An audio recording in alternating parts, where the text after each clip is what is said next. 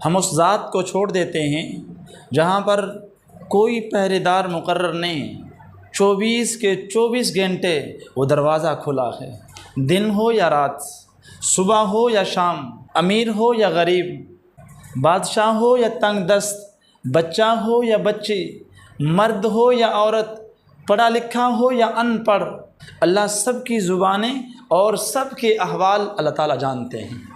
صرف وہ خالق چاہتا ہے کہ میرے بندے میری طرف متوجہ۔ فرمان خدا بندی ہے کہ جو مجھ سے نہیں مانگتا اس کے دل میں تکبر ہے، اور متکبر انسان کو اللہ پسند نہیں کرتے۔ اس لیے اللہ کا قانون ہے جو اللہ سے مانگے اللہ اس کو خوشی سے دیتے ہیں، جو اللہ سے نہیں مانگتا اللہ اس سے خوش نہیں ہوتے۔ آج دنیا داروں کے پاس ہمیں جانا ہو تو اس سے ہم ٹائم لے کر اپنے تعلقات بنانے کی کوشش کرتے ہیں، اس سے ہم مانگتے ہیں، لیکن اس کی کوشش یہ ہوتی ہے کہ یہ میرے دروازے سے چلا جائے۔ لیکن اللہ کا قانون یہ ہے اللہ سے مانگو تو اللہ خوش ہوتا ہے۔ بھائی خالق سے نہیں مانگتے، مخلوق سے مانگتے ہیں۔ چلیں ہم انبیاء علیہم السلام کے دروازے پہ جاتے ہیں۔ روئے زمین پر اللہ نے جتنی مخلوق پیدا کی ہے ان سب میں جو سب سے زیادہ اللہ کو مخلوق پیاری ہے وہ انبیاء ہیں۔ انبیاء سے اللہ بہت محبت فرماتے ہیں، لیکن یہی وہ انبیاء جو اللہ کا دروازہ نہیں چھوڑ۔ آدم علیہ السلام کے بارے میں آتا ہے جب یہ ان دونوں سے خطا ہوئی نا تو یہ اللہ کے دروازے پہ آ گئے، اے اللہ ہم دونوں نے ظلم کیا، اے اللہ ہم دونوں کو تو معاف کر دے، اے اللہ ہم ان دونوں نے کوتاہی کی، اے اللہ اگر تو ہمیں معاف نہیں کرے گا ہم خسارہ اٹھانے والوں میں سے ہوں گے۔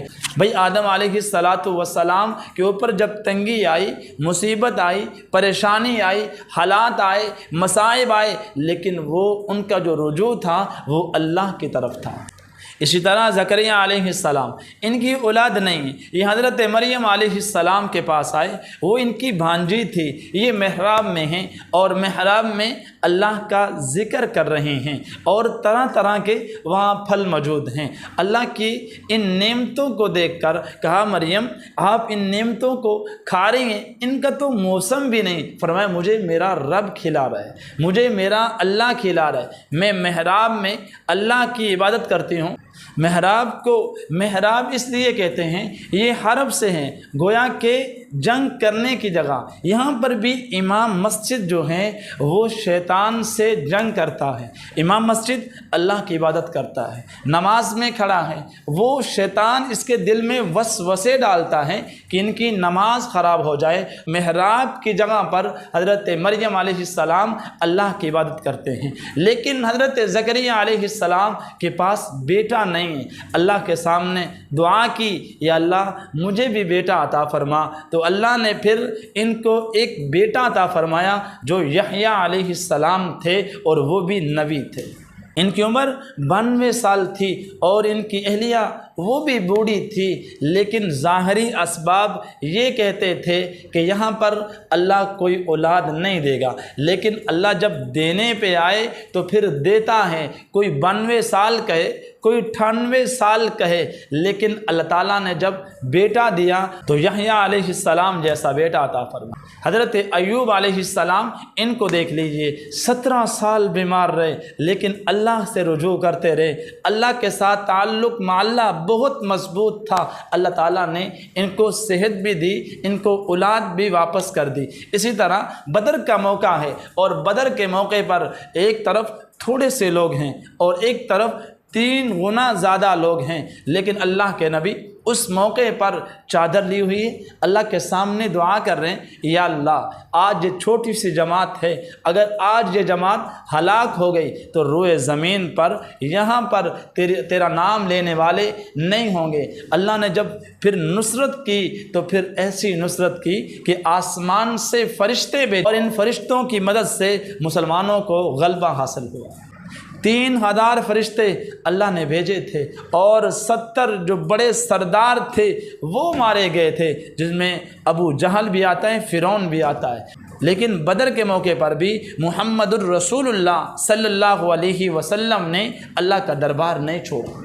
ابراہیم علیہ السلام کو آگ میں ڈالنے کی تیاری ہو رہی ہے، اس موقع پر ہوا کا فرشتہ آیا، جبرائیل علیہ السلام آئے اور کہا گیا، فرمایا گیا کہ ہم آپ کی کیا خدمت کر سکتے ہیں؟ تو ابراہیم علیہ السلام نے کہا آپ خود آئے ہو یا آپ کو اللہ نے بھیجا؟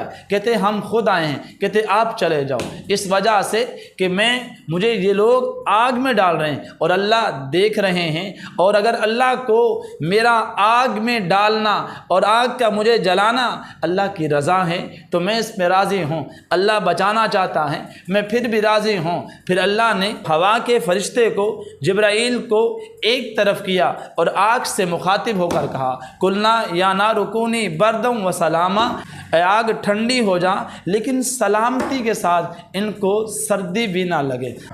عقل کہتی ہے کہ آگ جلاتی ہے، لیکن آگ کا پیدا کرنے والا کہتا ہے میرا حکم ہوگا تو آگ جلائے گی، میرا حکم نہیں ہوگا تو آگ نہیں جلائے گی۔ اس طرح یونس علیہ السلام پانی میں، لیکن اللہ کا حکم نہیں تھا، اس لیے پانی نے اس کو ڈبویا نہیں، آگ نے اس کو جلایا نہیں۔ آدم سے غلطی ہوئی تو اللہ سے مانگا۔ محمد صلی اللہ علیہ وسلم کو بدر کے موقع پر جب مدد کی ضرورت پڑی تو اللہ سے مانگا۔